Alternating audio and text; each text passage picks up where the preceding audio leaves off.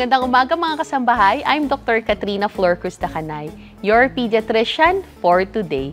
Karaniwan ng pananakit ng likod para sa mga bata, mas naapektuhan nito ang mga babae kaysa mga lalaki. Gayunpaman, hindi ito madalas nakikita sa mga bata tulad ng mga sa matatanda. Ngunit kung sakaling magkaroon ng pananakit ng likod ng ating mga anak, narito ang mga ilang tips para sa mga mommies kung anong dapat natin gawin. So let's start our discussion now. Ang back pain or yung pananakit sa likod ng bata ay kadalasan dahil sa injuries mula sa sports, paglalaro o kaya kapag siya ay nalaglag or nagbuhat ng mabigat.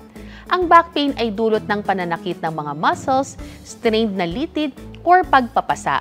Ito ay pwedeng mangyari kung ang bata ay nagbuhat ng mabigat na backpack o nag-physical activity na may paulit-ulit na pag-twist or pag-bend ng kanyang katawan. Ilan sa mga hindi pangkaraniwan na dahilan ng back pain ay ang slip disc, arthritis, infection mula sa vertebral osteomyelitis, at malignant tumor. Ang back pain sa bata ay pwedeng may symptoms na may pananakit or discomfort sa likod. Ito ay pwedeng mild or severe at pwedeng gumuguhit sa mga braso or kanyang mga binti. May ibang back pain na nakakaistorbo sa pagtulog at nakakaapekto din sa school ng mga bata. Ilan sa mga symptoms na pwedeng kasama sa back pain ay ang panghihina, numbness, pulikat, hirap lumakad, yumuko at kumilos ang bata. Seryoso ang back pain at kailangan ipa-check up agad kung ito ay hindi nawawala, lalo na kung more than 1 week. May red flag signs tulad ng lagnat, panghihina, problema sa pag-ihi o pagdumi, night pains or kung ito ay dulot ng aksidente or injury. Madaming paraan para maiwasan ang back pain sa mga bata. Una, turuan niyo po ang bata ng tamang posture tuwing nakaupo, lumalakad at nakatayo. Iwasan ang nakahukot ang likod. Turuan ang bata ng tamang paraan ng pagbuhat ng gamit mula sa sahig.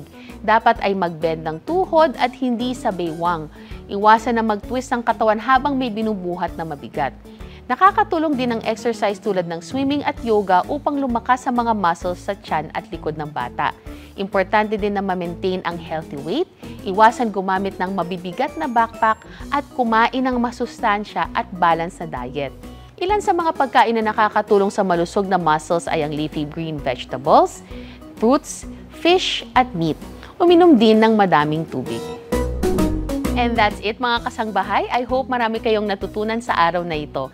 As always, please consult your pediatrician for your baby's health. Thank you again for watching today's episode. Again, I'm Dr. Katrina Flor Cruz Dacanay. You can contact me through my Facebook page, Dr. Katrina Flor Cruz, YouTube channel, Dr. Katrina Flor Cruz. I also have my Instagram and TikTok, katrinamd.ph. See you everyone in our next episode.